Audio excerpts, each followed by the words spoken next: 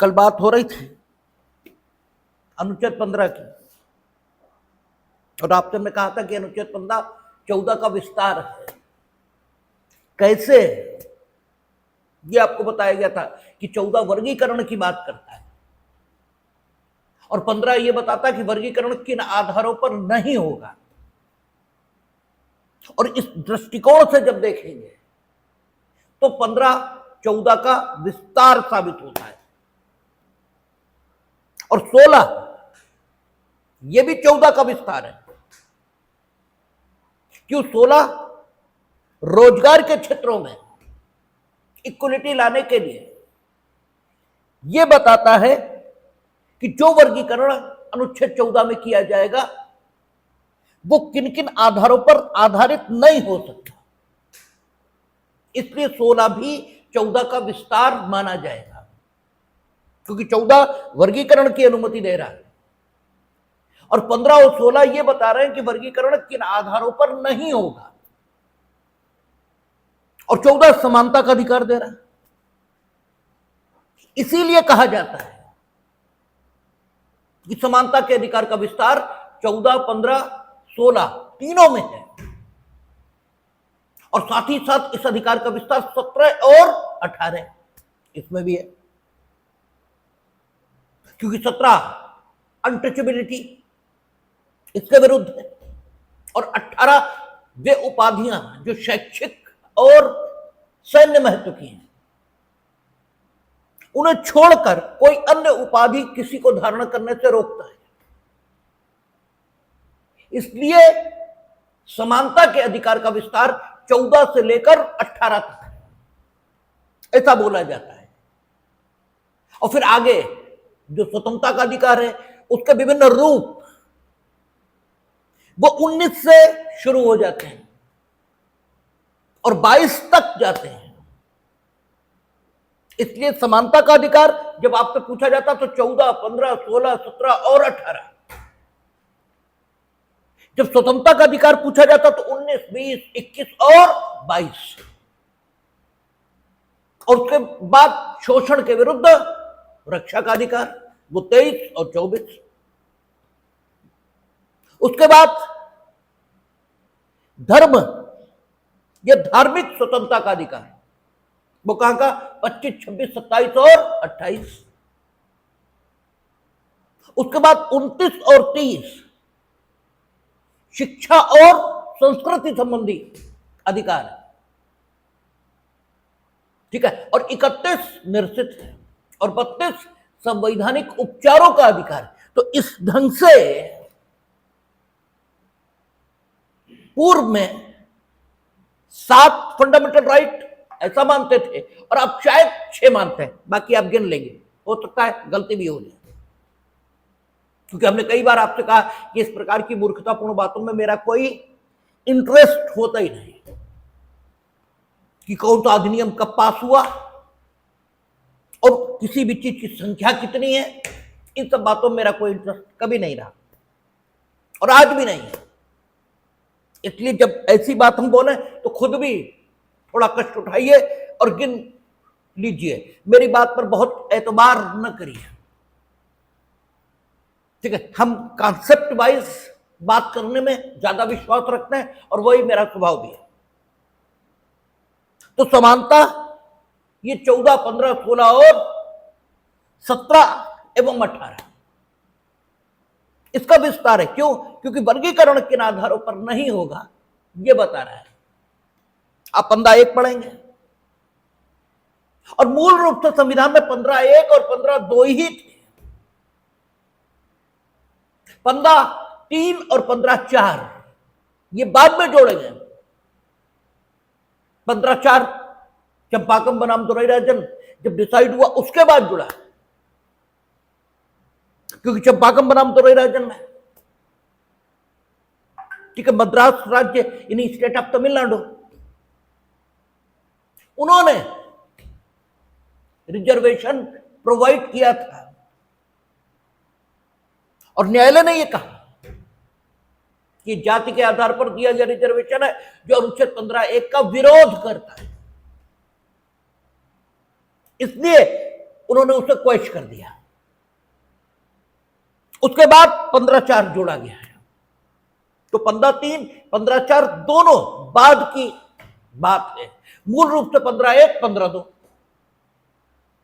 और 15/1 जब हम लोग पढ़ते हैं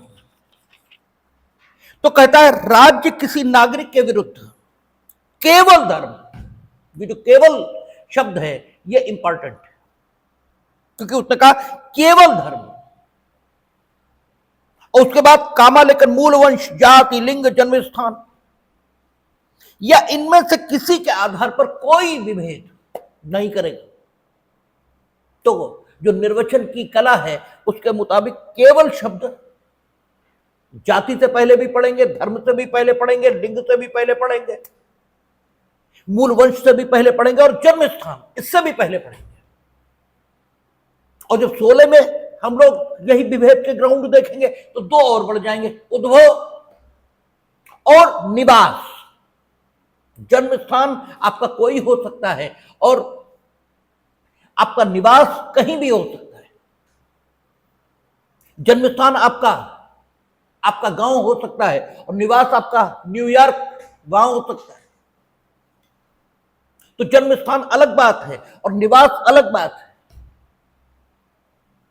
रोजगार में विभेद निवास के आधार पर भी नहीं किया जाएगा। आप महाराष्ट्र में रह रहे हैं तो महाराष्ट्र के लोग कहें कि साहब जो उत्तर प्रदेश में निवास कर रहे हैं वे इस पोस्ट के लिए एप्लीकेंट नहीं हो सकते। नहीं, ये नहीं चलेगा। भारत कन्याकुमारी से लेकर कश्मीर तक एक जो राज्यों का डिवाइडेशन है वो फॉर एडमिनिस्ट्रेटिव कन्वीनियंस, ठीक है, वो प्रशासनिक सुविधा इसके लिए किया गया है। और आप उत्तराखंड, बिहार सब जगह है, रोजगार पाने के लिए प्रयास करते रहते हैं और वो भी हमारे यहां करते हैं। क्यों अनुच्छेद 16 निवास को स्पेसिफिकली मेंशन करता है, और अगर अनुच्छेद 16 निवास को स्पेसिफिकली मेंशन न करता तो जन्म स्थान के आधार पर विभेद नहीं हो सकता था। यानी अन्य स्टेट के लोग ये नहीं कह सकते थे कि जो उत्तराखंड में नहीं जन्मा, ठीक है, वो हमारे यहां फॉर्म अप्लाई नहीं करेगा। लेकिन ये कह सकते थे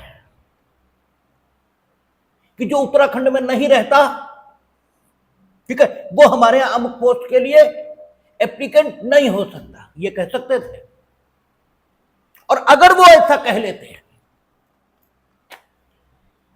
तो ये ठीक है कि आप कहीं भी निवास कर सकते हैं, लेकिन ये भी उतना ही ठीक है कि किसी भी स्टेट में रहने वाले लोगों की जो बहुतायत में संख्या है वो उसी स्टेट में जन्म लिए हुए लोगों की होती है, ठीक है। तो ये भी ठीक है। और तब ऐसी दशा में जो अनुच्छेद 15 और 14 समानता स्थापित करना चाहते हैं वो रोजगार के क्षेत्र में जो जिंदगी का बहुत महत्वपूर्ण फील्ड है उसमें प्रभावी ढंग से स्थापित नहीं की जा सकती थी। इसलिए अनुच्छेद 16 में जन्म स्थान के अलावा निवास ये और मेंशन कर दिया कि it will not be A ground for discrimination, ये डिस्क्रिमिनेशन का आधार नहीं होगा। अच्छा, डिस्क्रिमिनेशन ये 2 प्रकार का हो सकता है। डिस्क्रिमिनेशन यानी विभेद, एक पॉजिटिव डिस्क्रिमिनेशन है और एक निगेटिव डिस्क्रिमिनेशन। पॉजिटिव डिस्क्रिमिनेशन ये परिवारों में भी किया जाता है और सब जगह होता है। पॉजिटिव डिस्क्रिमिनेशन का मतलब यह है कि जिसके फेवर में हम डिस्क्रिमिनेशन कर रहे हैं उसे बराबरी पर लाने के लिए कुछ स्पेशल फैसिलिटीज की जरूरत है, इसलिए हम उसके पक्ष में कंसेशंस, फैसिलिटीज न बोले कंसेशन बोले, उसके पक्ष में कुछ रियायतें ये दे रहे हैं, क्योंकि रियायत अलग बात है और सुविधा अलग बात है। ये बात शुरुआत में समझ लेनी चाहिए, क्योंकि जब रिजर्वेशन का कॉन्सेप्ट चलना शुरू होगा तो 15-3, 15-4, 16-3, 16-4 ये सब एक साथ चलेंगे और तब समझना दिक्कतजनक होने लगेगा। इतने शुरुआत से कॉन्सेप्ट एकदम क्लियर चाहिए।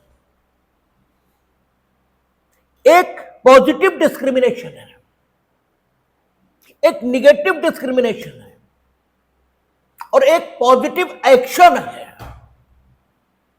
और एक निगेटिव एक्शन है। Action and discrimination. यद्यपि एक्शन बड़ी बात है, क्योंकि डिस्क्रिमिनेशन भी बिना एक्शन के नहीं हो सकता। डिस्क्रिमिनेशन भी एक प्रकार का कृत्य है, ठीक है। एक्शन का मतलब क्या हुआ? कृत्य है। और डिस्क्रिमिनेशन का मतलब क्या हुआ? विभेद। तो एक्शन ये अपने में पूर्ण है, पूर्ण है मीनिंग देयर बाय। एक्शन ऐसा हो सकता है जो डिस्क्रिमिनेशन ना हो, ठीक है। डिस्क्रिमिनेशन अलग बात है। डिस्क्रिमिनेशन का मतलब है रियायत देना और एक्शन का मतलब है, पॉजिटिव एक्शन का मतलब क्या हुआ? सुविधा देना, ठीक है। जब आप किसी के पक्ष में कोई रियायत देंगे तो उसे सुविधा आपने दी है ये माना जाएगा, लेकिन आपने किसी के पक्ष में सुविधा दी तो जरूरी नहीं उसे रियायत दी। हमने किसी के बारे में यह कह दिया कि एग्जामिनेशन 9 बजे प्रारंभ होगा, लेकिन अमुक वर्ग के लोग अगर 9:15 तक आएंगे तो भी हम एडमिट कर देंगे। शेष कोई भी 9 o'clock के 1 मिनट बाद भी आया तो हम उसे एग्जामिनेशन में पार्टिसिपेट नहीं करने देंगे। ये उस व्यक्ति के पक्ष में जिसे 9:15 तक आने की इजाजत दी गई है, पॉजिटिव एक्शन है, बट डिस्क्रिमिनेशन नहीं है। यद्यपि उसके पक्ष में 15 मिनट की सुविधा दी गई है, लेकिन यह सिर्फ फैसिलिटी है। इसके अलावा इसे डिस्क्रिमिनेशन नहीं कह सकते, क्योंकि सेम एग्जाम सबको फेस करना है। डिस्क्रिमिनेशन अगर हम करेंगे तो वो पॉजिटिव एक्शन होगा ही होगा, साथ में कुछ उससे भी ज्यादा होगा। जैसे हमने कहा था कि प्रत्येक संस्वीकृति स्वीकृति है, लेकिन प्रत्येक स्वीकृति संस्वीकृति हो जरूरी नहीं। प्रत्येक हत्या आपराधिक मानववध है, लेकिन प्रत्येक आपराधिक मानववध हत्या हो आवश्यक नहीं। ऐसे प्रत्येक पॉजिटिव एक्शन डिस्क्रिमिनेशन हो जरूरी नहीं, लेकिन प्रत्येक डिस्क्रिमिनेशन एक्शन होगा, पॉजिटिव या निगेटिव उसकी प्रकृति से देखेंगे। अगर डिस्क्रिमिनेशन उसको जिसे लाभ पहुंचाना आशयित है उसकी कमजोर स्थिति को देखते हुए बराबरी पर लाने के लिए दिया गया है तो यह पॉजिटिव डिस्क्रिमिनेशन होगा। और अगर समानों के बीच किसी के साथ कोई विशेष व्यवहार किया गया तो यह शेष के लिए निगेटिव डिस्क्रिमिनेशन होगा, क्योंकि सब समान है। एक असमान है उसे समानता पर लाने के लिए डिस्क्रिमिनेशन, पॉजिटिव डिस्क्रिमिनेशन हुआ। और कोई असमान नहीं है, फिर भी एक के प्रति विशेष भाव प्रदर्शित करना यह निगेटिव डिस्क्रिमिनेशन है। तो पॉजिटिव डिस्क्रिमिनेशन, निगेटिव डिस्क्रिमिनेशन। और एक पॉजिटिव एक्शन जो कि डिस्क्रिमिनेशन नहीं है, ठीक है ना, और एक पॉजिटिव एक्शन जो डिस्क्रिमिनेशन भी है, ऐसा करके डिवीजन होगा आगे। एक हमने सिर्फ पॉजिटिव एक्शन किया जो डिस्क्रिमिनेशन नहीं है, हमने सिर्फ इतना कहा कि 9:15 तक जो आएगा हम परमिट कर देंगे, लेकिन सेम एग्जाम सबको फेस करना है। यहां पॉजिटिव एक्शन तो है लेकिन डिस्क्रिमिनेशन नहीं है। और एक हमने कहा कि सवालों तक हम एडमिट ही नहीं करेंगे, ये अगर सिर्फ 40% भी सिक्योर कर लेंगे तो हम इन्हें सेलेक्ट मानेंगे, शेष के लिए कट ऑफ इतनी होगी। तो ये पॉजिटिव एक्शन भी है और डिस्क्रिमिनेशन भी है।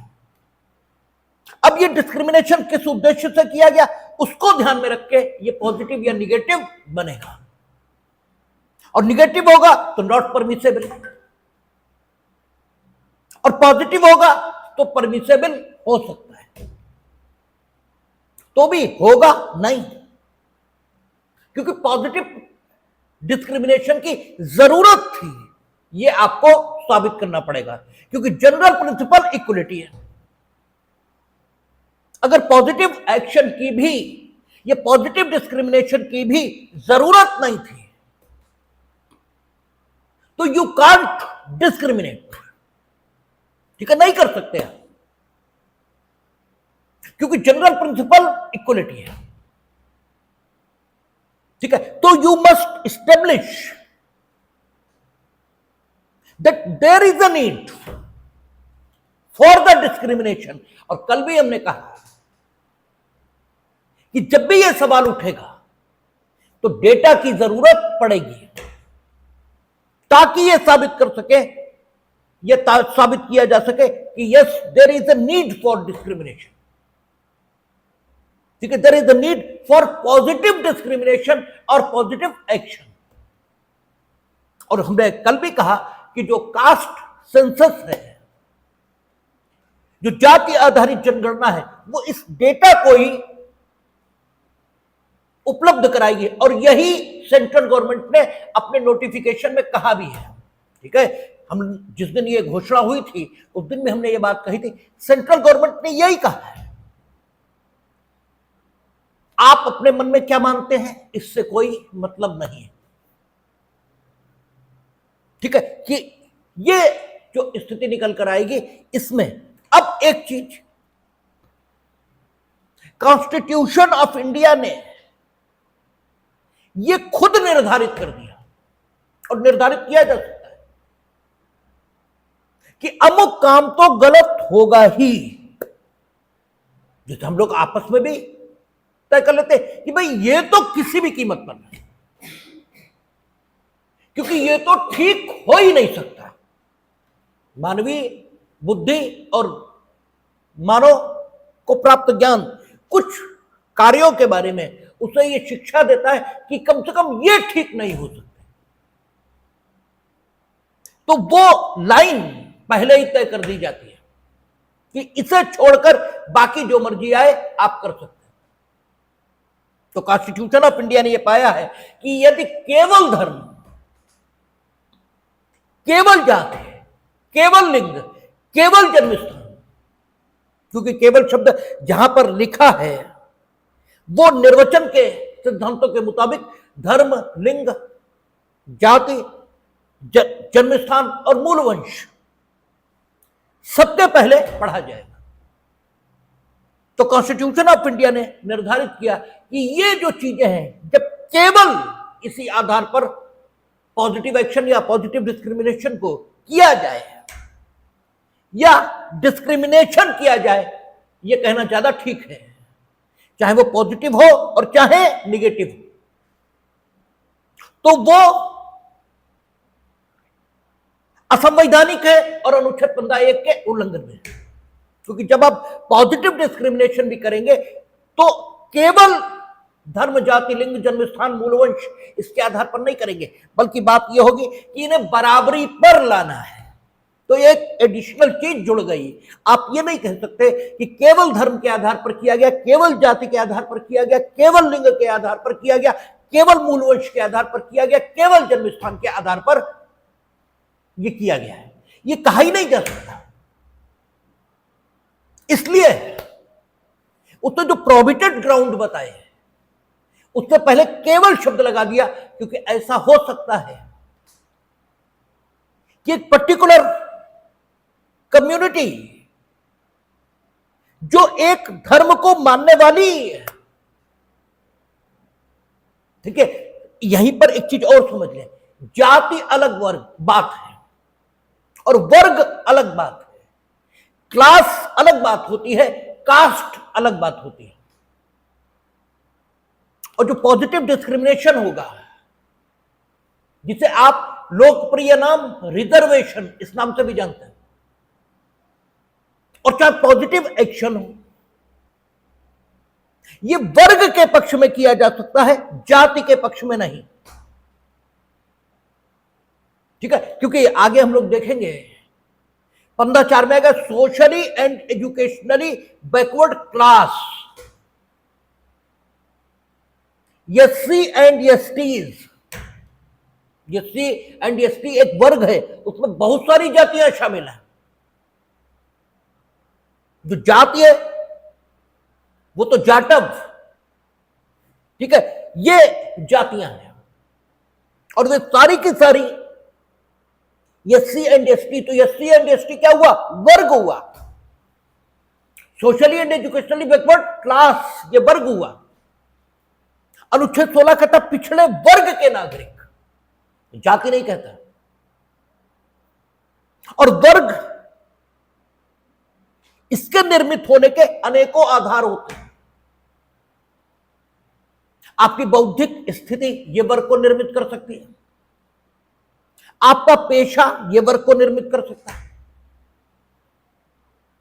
ठीक है, आपकी जीवन की स्थिति ये वर्ग को, विद्यार्थी वर्ग, शिक्षक वर्ग, ठीक है, वकीलों का वर्ग, डॉक्टरों का वर्ग, टीचरों का वर्ग, और इसमें सभी जातियों के लोग शामिल होंगे। मिठाई बेचने वालों का वर्ग, मांस का व्यापार करने वालों का वर्ग, चाट पकौड़ी लगाने वालों का वर्ग, इसमें सभी जातियों के लोग शामिल होंगे। तो वर्ग के पक्ष में रिजर्वेशन। अब यह भी हो सकता है कि आप आदमी भी हैं और किसी के पति या पुत्र ये भी हैं, यह भी संभव है। तो आप एक जाति के रूप में संगठित भी हैं, लेकिन एक जाति को एक वर्ग भी कहा जा सकता है, क्योंकि ऐतिहासिक रूप से अगर जातियों का अध्ययन किया जाए तो वो वर्गीय है। जो एक जैसा पेशा अपनाए जाने के कारण एक विशेष जाति से रिकॉग्नाइज होने लगा है। ठीक है, हम लोगों क्या, सब्जी बेचने वाले जो परंपरा से सब्जी बेचते रहे या सब्जी का व्यापार करते रहे, उन्हें अलग जाति के रूप में संगठित कर दिया गया। तो जाति अपने में एक वर्ग भी है, ठीक है ना, जाति अपने में एक वर्ग भी है और जाति अपने में जाति भी है। तो जो रिजर्वेशन मिलता है वो वर्ग के रूप में मिलता है, यानी उस समय जाति ध्यान में रखकर रिजर्वेशन नहीं मिलता है, उस वर्ग के लोगों को रिजर्वेशन दिया जाता है। इसलिए रिजर्वेशन का आधार जाति नहीं है, ठीक है ना, रिजर्वेशन का आधार जाति नहीं है। क्योंकि अगर रिजर्वेशन का आधार जाति होगी, reservation meaning thereby positive discrimination, तो 15(1) के विरोध में जाएगी, ठीक है, और 15(4) से संरक्षित भी नहीं होगी, क्योंकि 15(4) या 16(4) वर्ग की बात करता है, जाति की नहीं, ठीक है। आप वर्ग को रिजर्वेशन दे सकते हैं, जाति को दे ही नहीं सकते, ठीक है। यह अलग बात है कि एक जाति एक जैसा, ठीक है, जीवन और एक जैसी सामाजिक पृष्ठभूमि रखने वाले लोगों का एक वर्ग भी है। जैसे वकील एक जैसी सामाजिक परिस्थितियों और एक जैसे, ठीक है, व्यवसायिक कठिनाइयों को झेलने वाले लोगों का एक वर्ग भी है। मानिए प्राचीन समय से यह होता कि अमुक जाति के लोग ही वकालत करेंगे, तो अमुक जाति के लोग वकील के तौर पर एक वर्ग भी निर्मित कर देते हैं और वकील होने के कारण एक जाति के रूप में भी सामने होते हैं। और मानिए वकालत, इसमें इतने पैसे न मिलते, या यूं कहें कि वकालत की जो स्थिति होती है समाज में इतनी हेय समझी जाती है कि उस विशेष कारोबार को करने के कारण उन्हें सामाजिक दृष्टिकोण से, ठीक है, अस्पृश्य या उनसे संबंध न रखने वाला यह घोषित कर दिया जाता, तो वकीलों को रिजर्वेशन की जरूरत हो जाती है और तब एक वर्ग के तौर पर उन्हें रिजर्वेशन दिया जाता। आपको यह दिखता जाति के तौर पर दिया गया, तो आपको क्या दिखता है इससे फर्क नहीं पड़ता, फर्क इससे पड़ता है कि क्या है। ठीक है, तो जाति के आधार पर कोई रिजर्वेशन नहीं है। इस बात पर और चर्चा करेंगे जब एम.आर. बालाजी इस पर बात करेंगे। फिलहाल बात इतनी है कि अनुच्छेद 15 एक कहता है कि आपका जाति, धर्म, लिंग, ठीक है, जन्म स्थान, ये न तो विभेद के, यानी न तो डिस्क्रिमिनेशन के और न ही पॉजिटिव एक्शन के किसी प्रकार के, क्योंकि पॉजिटिव एक्शन भी अंततः विभेद ही पैदा करता है। तो राज्य कोई विभेद नहीं कर सकता केवल इन आधारों पर। हां, इन आधारों के अलावा भी कोई बात है जो विभेद की मांग कर रही है तो विभेद किया भी जा सकता है, और यह आवश्यकता बाद में अनुभव हुई। शुरुआत में तो 15(1) 15(2) बन गया। यहीं पर एक बात और कह दें जो एम.आर. बालाजी को समझने में सहायता करेगी। यह कहा जाता है कि गरीबी के आधार पर रिजर्वेशन होना चाहिए। तो पहली बात तो यह, आप गरीबी डिफाइन ही नहीं कर सकते, क्योंकि आप रिक्शे वाले की अपेक्षा अमीर हैं, रिक्शे वाला भिखारी की अपेक्षा अमीर है, ठीक है, आपकी अपेक्षा उच्च पदों पर बैठे लोग अमीर हैं, उनकी अपेक्षा व्यापारी वर्ग अमीर है। तो गरीबी और अमीरी ये एक सापेक्ष संकल्पना है। अमेरिका में वो गरीब माना जा सकता है जिसके पास 2 कारें हों, और हमारे यहां वो बड़ा आदमी माना जाएगा। तो गरीबी अमीरी तय नहीं हो सकती, पहली बात। और चलिए आप एक डेफिनेशन दे दो कि साहब इससे नीचे जो लोग हैं वो गरीब माने जाएंगे। तो हिंदुस्तान में गरीबी ये इतनी सर्वव्यापी है कि फिर तो टोटल रिजर्वेशन ही करना पड़ेगा। ठीक है, तो हम गरीबी पर नहीं जाएंगे क्योंकि वो तो सारी जनता है। हम गरीबी क्यों है इस पर जाएंगे, ये भी एम.आर. बालाजी में आएगा। वो कहेंगे कि वर्ग को आरक्षण दे सकते हैं, यह वर्ग के पक्ष में पॉजिटिव एक्शन हो सकता है, ठीक है, और यह भी सही है कि जाति भी है, वर्ग भी है, यह भी सही है। लेकिन कोई जाति या कोई वर्ग की विशेषताओं से युक्त है सिर्फ इसलिए उसे रिजर्वेशन दिया जाए, नहीं। वो वर्ग जो एक जाति भी है उसे इसलिए रिजर्वेशन दे दिया जाए क्योंकि वो गरीब है, नहीं। उसकी गरीबी और उसकी जाति के बीच, यानी जाति वर्ग भी है ना, यानी उसके वर्ग की सदस्यता जाति के रूप में वो वर्ग भी है, ठीक है ना, और जाति का सदस्य होने के कारण वो वर्ग का सदस्य भी है।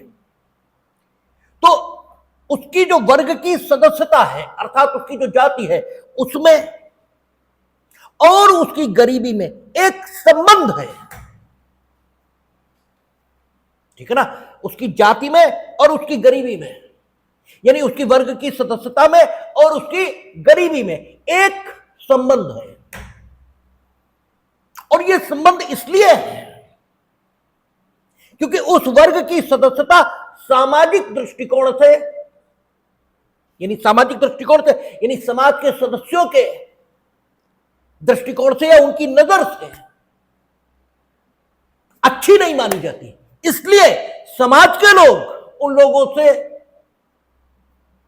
उस समय के सिवाय, जबकि वे अपना परंपरागत व्यवसाय कर रहे हैं, ठीक है, उस समय के सिवाय संबंध नहीं रखना चाहते, और जिस वजह से वे अपने व्यवसाय को बदल भी नहीं पा रहे, बदलना चाहे तो बदल ही नहीं पा रहे, क्योंकि उस व्यवसाय के सदस्य के रूप में जब वे समाज के सदस्यों से मिलते हैं तब तो सामाजिक संव्यवहार उनसे लोग करते हैं, और जब उस वर्ग के सदस्य के रूप में समाज के सदस्यों से नहीं मिलते तो लोग उनसे सामाजिक संव्यवहार ही नहीं कर रहे, यानी वे उसी व्यापार में उसी व्यवसाय में लगे रहने के लिए विवश हैं, मजबूर हैं, क्योंकि रोटी तो खाएंगे।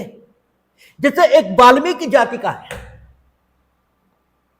होटल खोल रहा, कोई आ ही नहीं रहा उसके यहां, अब किसी को पकड़ के खाना तो नहीं खिला दोगे, ठीक है, वो कुछ और काम कर रहा तो कर ही नहीं पा रहा, क्योंकि सामाजिक जो उपेक्षा है या जो समाज के सदस्य हैं वे उससे संव्यवहार करने को राजी नहीं है। यदि वो अपने व्यवसाय को छोड़े, जब वो उसी व्यवसाय को करने के लिए समाज के सदस्यों से संपर्क में आता है तब तो वे उससे संव्यवहार करते हैं, अन्यथा उससे संव्यवहार ही नहीं करते, इसलिए वो अपने पेशे को बदल पाने में भी, ठीक है, समर्थ नहीं हो पा रहा। जबकि ऐसे प्रोफेशन से जुड़े हुए लोग जो एक जाति के सदस्य जरूर है लेकिन जब चाहे अपना प्रोफेशन चेंज कर दें, नो डाउट एक ब्राह्मण भी, ठीक है, अगर मंदिर का पुजारी तो बहुत पैसे वाला नहीं है, ठीक है, वो भी बहुत गरीब है, लेकिन वो जब चाहे होटल खोल सकता है, जब चाहे, ठीक है, अन्य काम कर सकता है, लेकिन एक वाल्मीकि जाति का व्यक्ति नहीं कर सकता।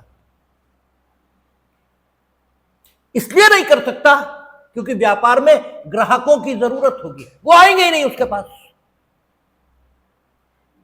इसलिए वो मजबूर है कि वही व्यापार करे, क्योंकि अल्टीमेटली कुछ भी हो उस व्यापार से उसे रोटी तो मिल रही है कम से कम, और उस व्यापार में उसे इतने पैसे कभी नहीं मिलते कि उसकी गरीबी दूर हो जाए, यह कभी होता नहीं,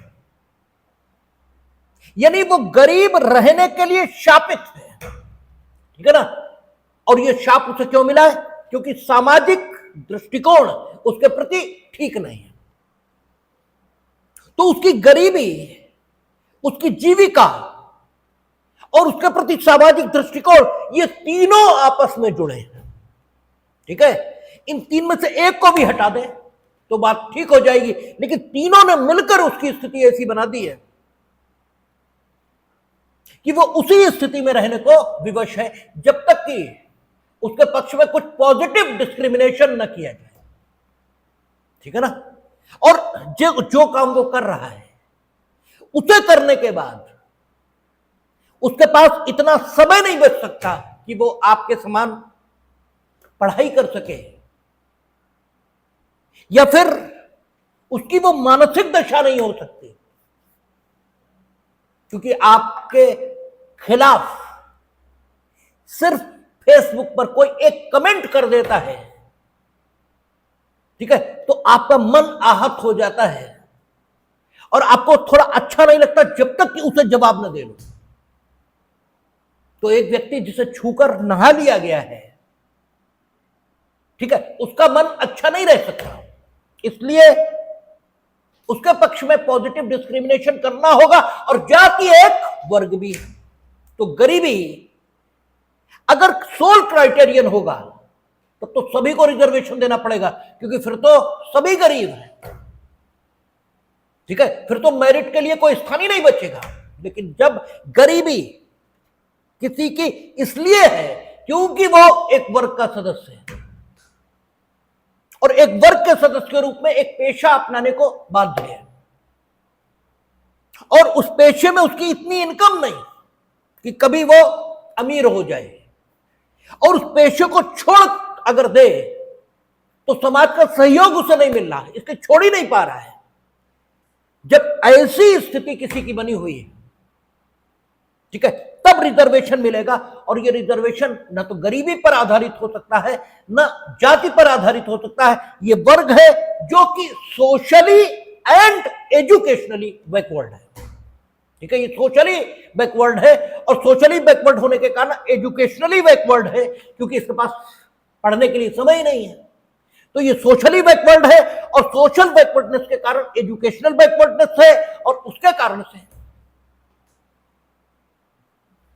स्थिति यह बन रही कि इसके पक्ष में पॉजिटिव डिस्क्रिमिनेशन किए जाने की जरूरत है। ये सारी बातें एम.आर. बालाजी, इंदिरा साहनी, एम नागराज जब हम डिस्कस करेंगे तो बड़े विस्तार में डिस्कस करेंगे। यहां पर आपको समझना यह है कि कोई डिस्क्रिमिनेशन इसका आधार केवल धर्म नहीं हो सकता, ठीक है, डिस्क्रिमिनेशन का आधार केवल धर्म है तो अनकॉन्स्टिट्यूशनल है, केवल धर्म के अलावा कुछ है तो कॉन्स्टिट्यूशनल है, ठीक है। विशेषकर ये स्थिति आप पर्सनल लॉज के क्षेत्र में देख सकते। अभी बात करें तो जो डिस्क्रिमिनेशन है ये केवल धर्म के आधार पर नहीं हो सकता। ये सबसे अधिक कहां दिखाई देता है? ये सबसे अधिक पर्सनल लॉज के क्षेत्र में दिखाई देता है। वहां आप देखते हैं हिंदू अलग पर्सनल लॉ से शासित हो रहे हैं और मुस्लिम अलग पर्सनल लॉ से शासित हो रहे हैं, क्रिश्चियन अलग, सबके अपने अपने पर्सनल लॉज हैं। हालांकि कॉन्स्टिट्यूशन में कॉमन सिविल कोड की बात की गई है, लेकिन फिर भी अभी तक हो तो नहीं पाया। हुआ तो सिर्फ एक राज्य उत्तराखंड, और तो कहीं अभी हुआ नहीं। और पर्सनल लॉज जब हम देखेंगे तो वहां कभी तो लिंग के आधार पर और कभी धर्म के आधार पर भेदभाव दिख रहा है, ठीक है। हिंदू मोनोगैमी यानी एक पत्नी इसी से शादी कर सकते हैं, मुस्लिम 4, ठीक है, लिंग के आधार पर आई है। तो तलाक और विवाह विच्छेद, इसके बीच हमने अंतर किए थे कि विवाह विच्छेद अलग बात है और तलाक अलग बात है। तलाक उस प्रक्रिया का नाम है जिसमें विवाह विच्छेद संबंधित सारे अधिकार सिर्फ पति के पास होते हैं, पत्नी को कोई हक नहीं होता। और विवाह विच्छेद उसमें एक पक्ष को सारे हक हो यह भी हो सकता है और दोनों पक्षों को सारे हक हो यह भी हो सकता है। जैसे आप विवाह विच्छेद धारा 13 हिंदू मैरिज एक्ट में, तो 13(2) एक्सक्लूसिवली पत्नी को हासिल हक है। वह सिर्फ पत्नी 13(2) में जो आधार दिए गए उन पर सिर्फ पत्नी ही डाइवोर्स ले सकती है, जबकि 13(1) में जो आधार दिए हैं, ठीक है, उन पर पति और पत्नी दोनों वो 9 हैं, ठीक है। 13(2) में शायद 4 है, ऐसे करके वहां ग्राउंड।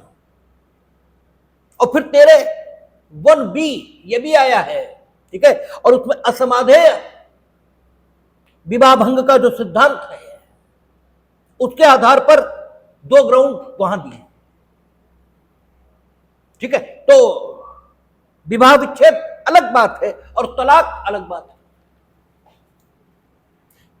लिंग के आधार पर कोई भेदभाव नहीं होना चाहिए,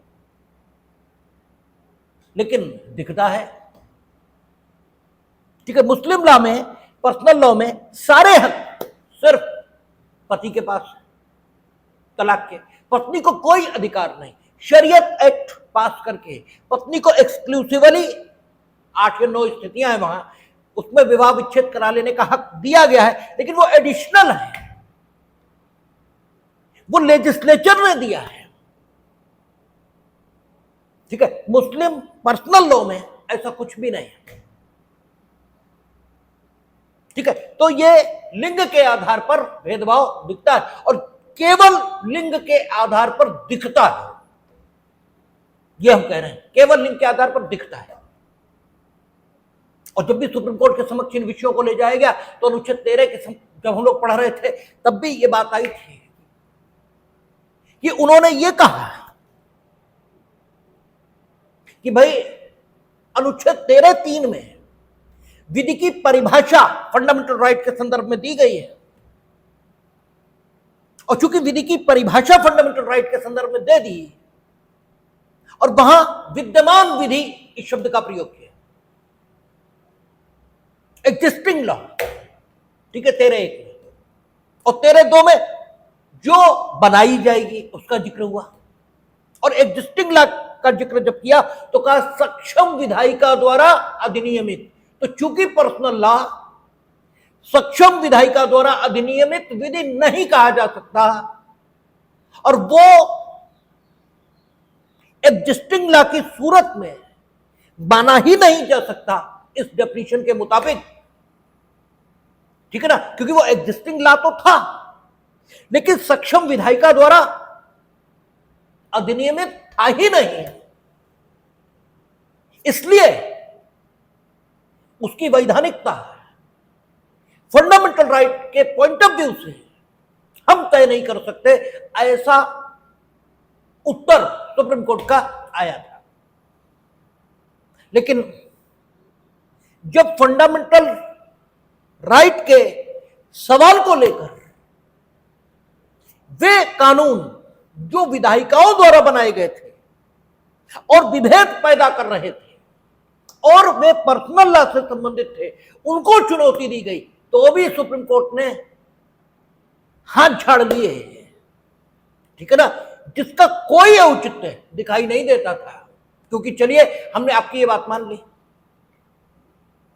कि एग्जिस्टिंग लॉ में हम पर्सनल लॉ को नहीं मानेंगे क्योंकि वे सक्षम विधायिका द्वारा अधिनियमित नहीं है, लेकिन जैसे शरीयत एक्ट 1939 है, ठीक है, यह क्रिश्चियंस पर लागू होने वाले अधिनियम है, इंडियन डाइवोर्स एक्ट आदि, वो तो सक्षम विधायिका द्वारा अधिनियमित हैं, ठीक है, और एग्जिस्टिंग लॉ की सूरत में आते हैं। लेकिन अगर उनमें भी कोई ऐसा प्रोविजन आया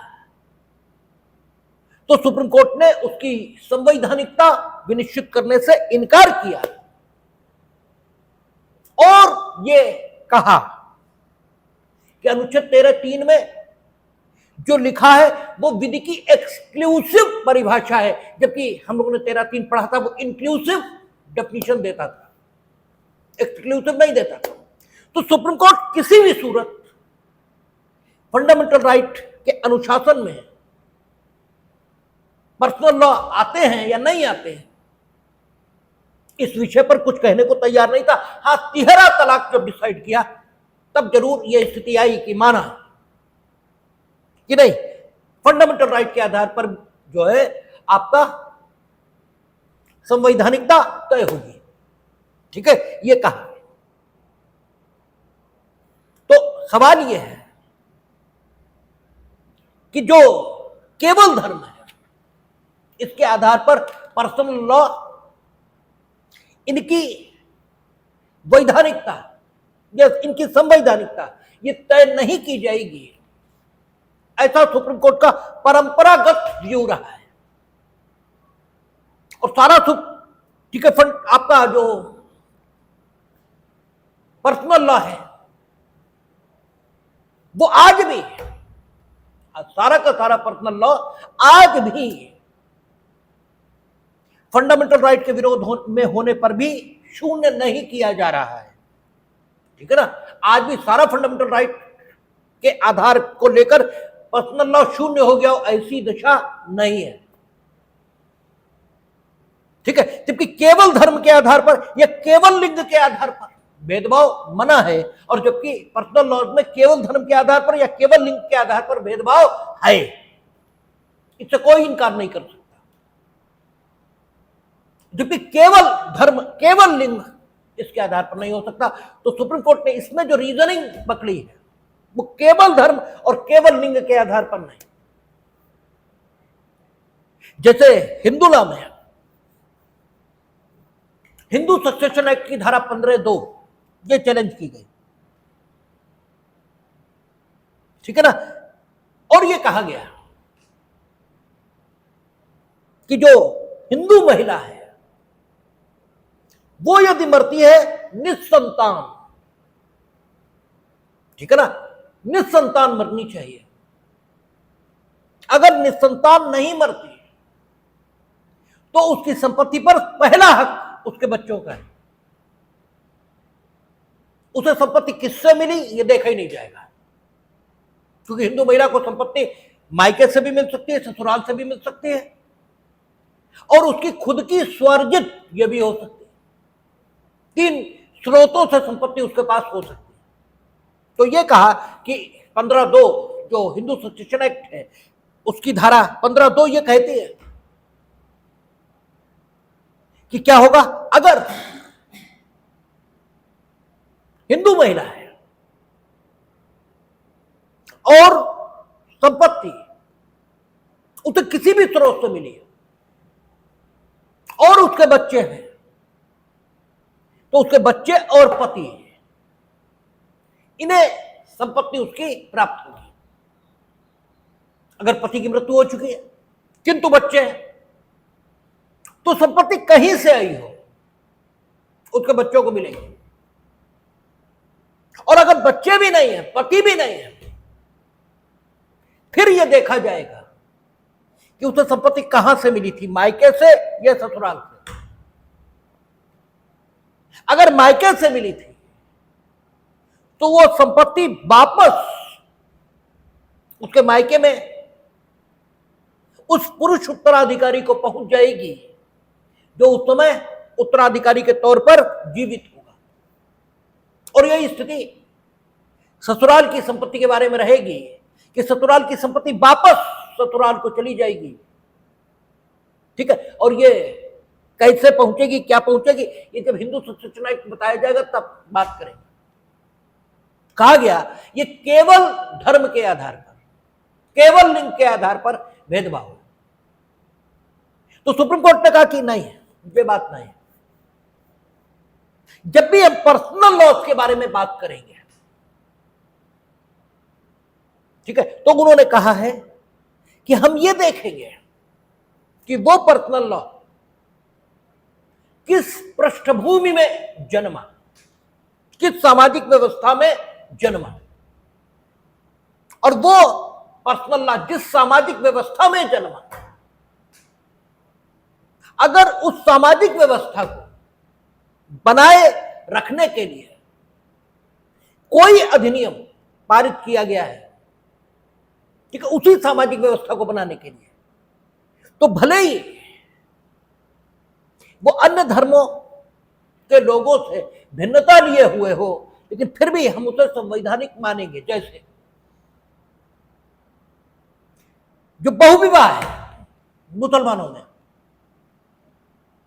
वो इसलिए लाया गया तत्कालीन समय में क्योंकि जहां इस्लाम पनपा वहां लोग हजारों शादियां कर रहे थे।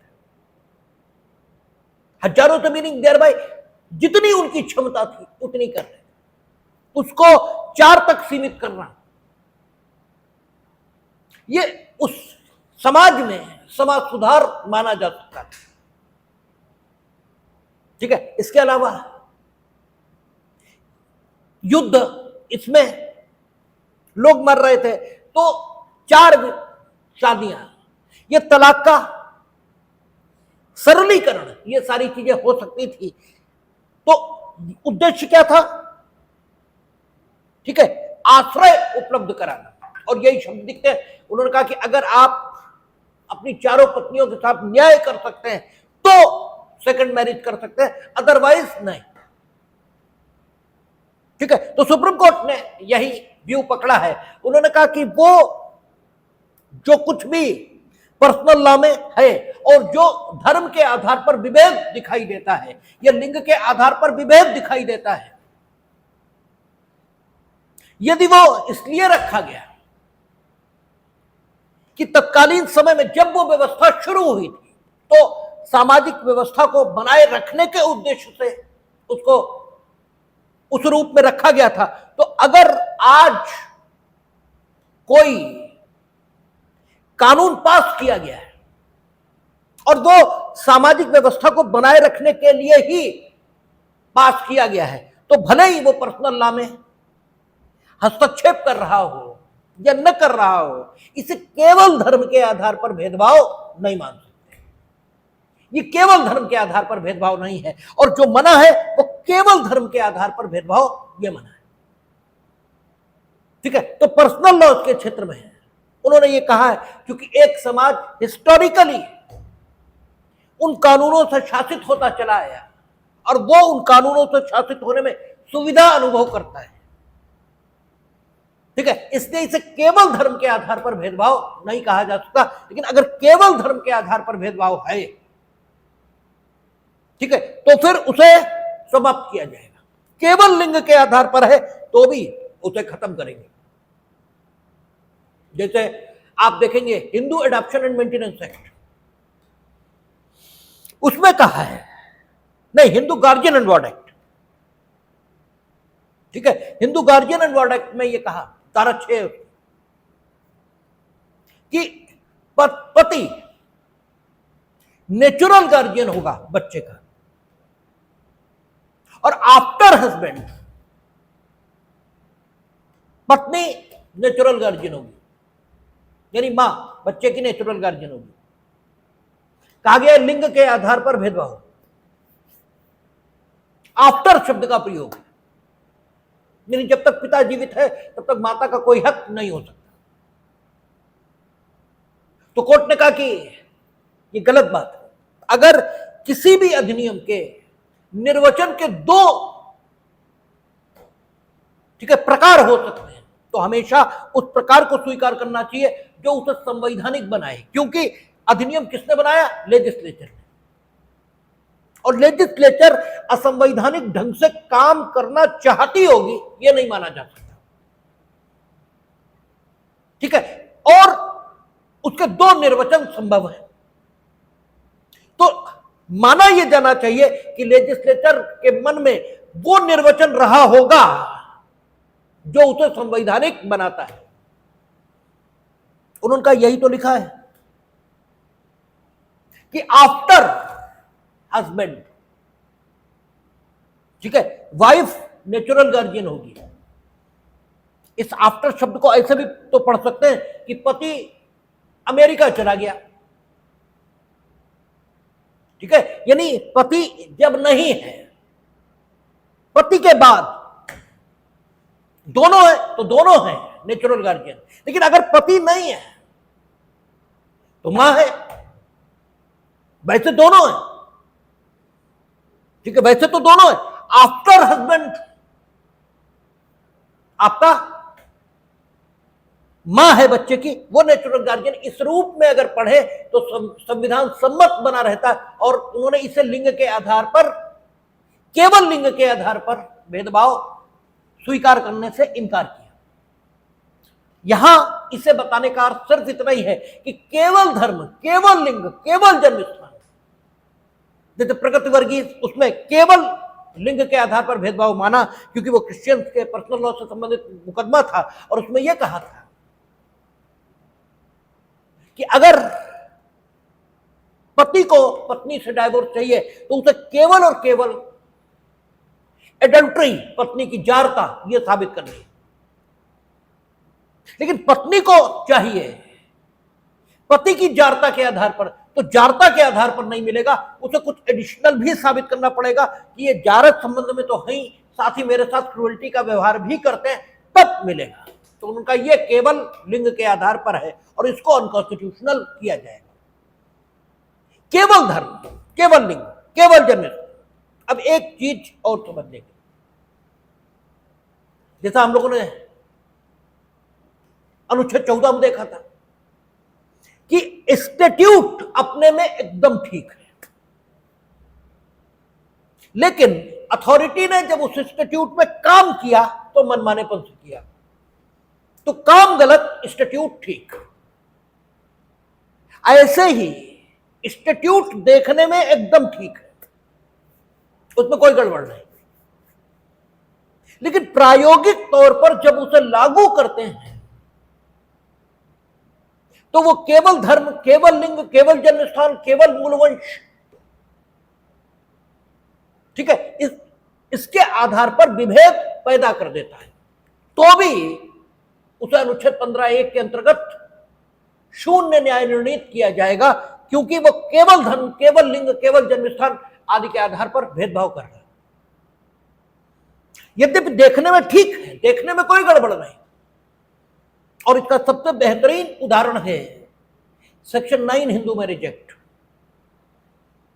कोर्ट ने कहा कि सेक्शन 9 हिंदू मैरिज एक्ट को जब हम पढ़ते हैं तो उसमें कोई कमी नजर नहीं आती, क्योंकि सेक्शन 9 पति भी उपयोग में ला सकता है और पत्नी भी उपयोग में ला सकती है रेस्टिट्यूशन ऑफ कंजुगल राइट्स के लिए। लेकिन उन्होंने कहा ग्राउंड रियलिटी देखें,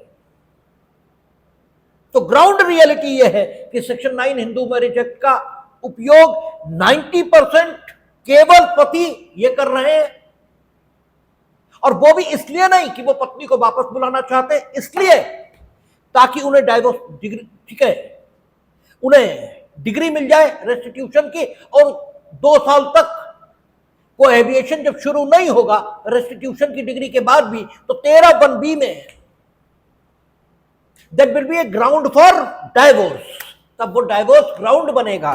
तो ये देखने में तो ठीक है, लेकिन जब इसे लागू किया जाता है तो ये लिंग के आधार पर भेदभाव पैदा कर देता है, और इस ग्राउंड पर टीसरी था, ठीक है, versus state of Andhra Pradesh है, उसमें इसको शून्य न्याय निर्णीत कर दिया गया संविधान के विरोध में आंध्र प्रदेश उच्च न्यायालय द्वारा।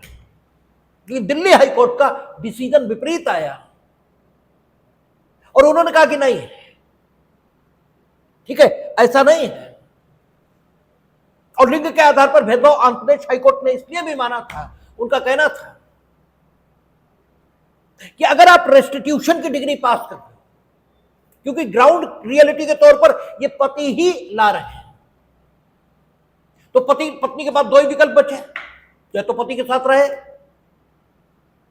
ये डाइवोर्स उसके खिलाफ आ जाएगा, और मान लो पति डाइवोर्स भी नहीं ला रहा,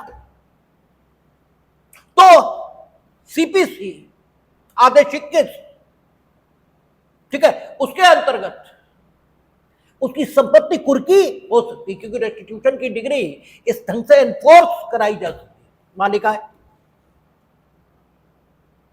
नियम हमें याद नहीं आ रहा, शायद 49, 50 ऐसे कुछ है आदेशिक केस। तो ये पत्नी के लिए एक खराब स्थिति पैदा हो रही कि जिससे वो पसंद नहीं करती, क्योंकि इसीलिए तो अलगाव है, उसके साथ वो रहे, अन्यथा इस स्थिति का सामना करे।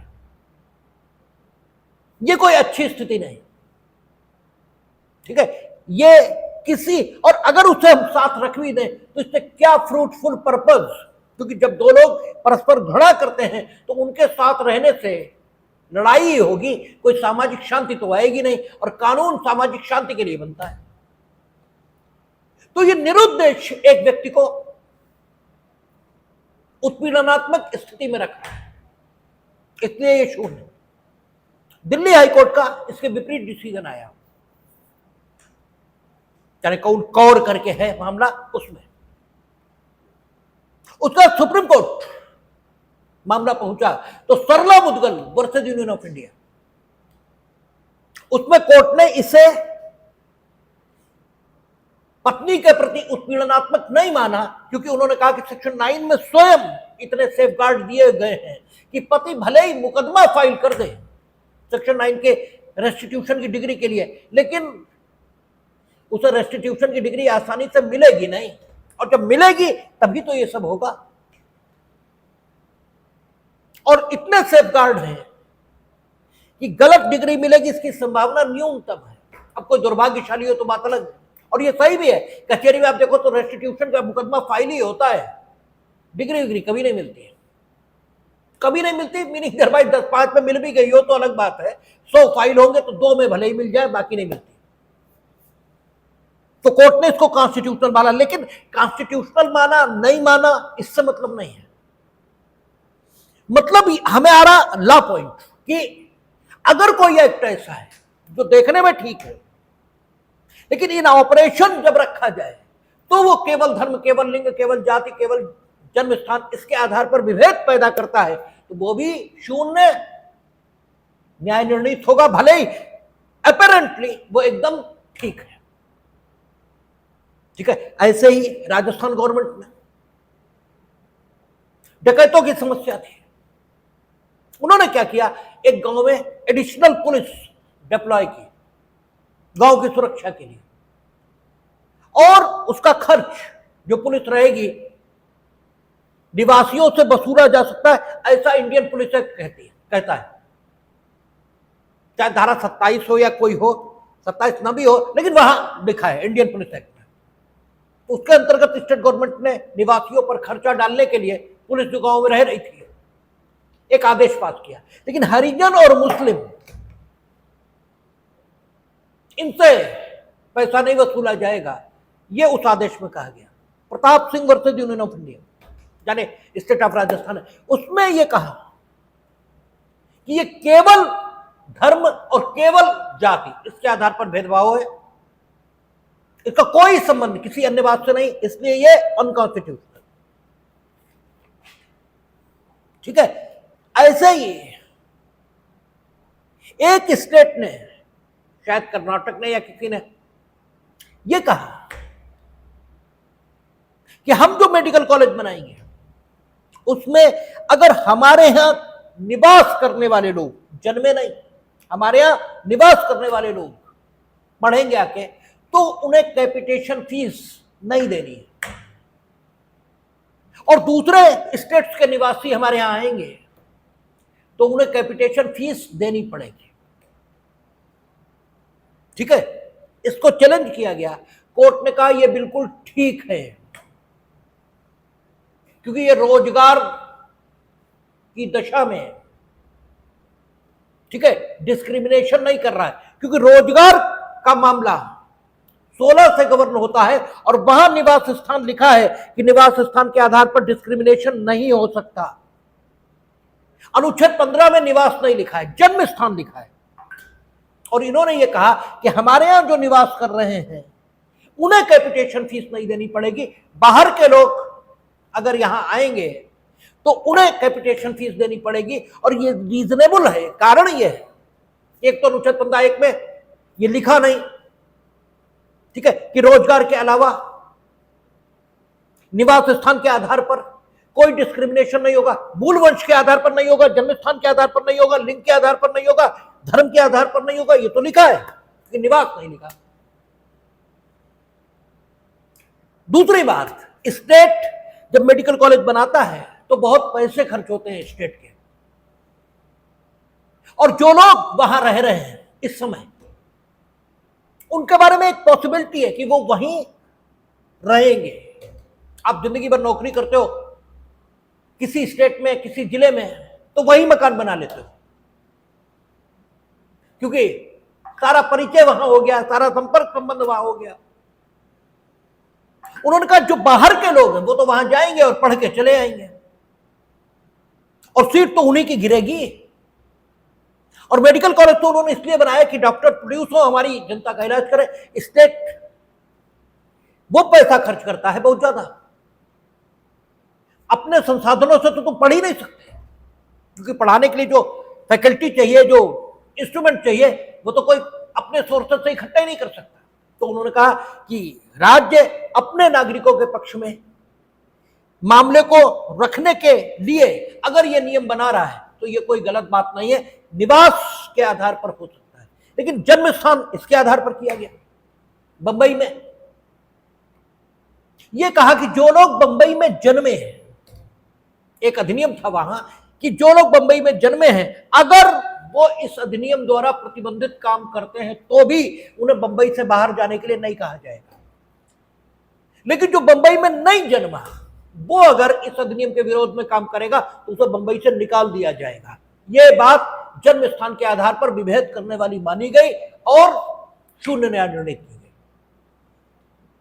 ठीक है, और कहा कि इसके अलावा इसमें अन्य कोई बात नहीं, या तो इसके अलावा भी कोई बात हो, जैसा पर्सनल लॉज में है कि केवल धर्म के आधार पर नहीं, सामाजिक शांति इसे बनाए रखने के लिए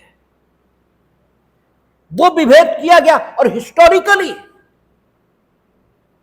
ठीक है, वे उस प्रकार के नियमों से शासित होते आए हैं, तो हिस्टोरिकल ढंग से एक प्रकार की स्थिति से शासित होना